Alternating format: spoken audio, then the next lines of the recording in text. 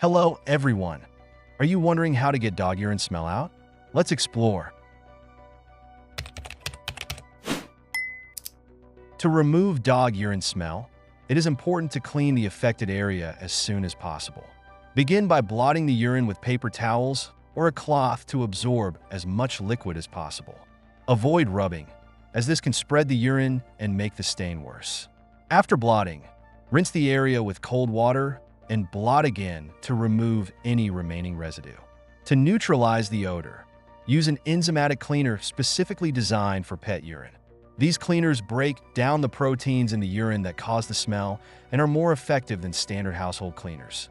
Spray the cleaner generously on the affected area and allow it to sit for the recommended time before blotting or rinsing.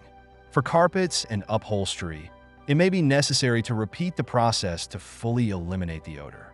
If the smell persists, using a pet-safe odor neutralizer or hiring a professional cleaner may be necessary.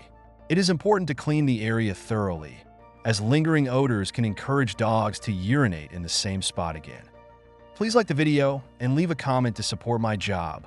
Thank you for watching and see you later. Goodbye.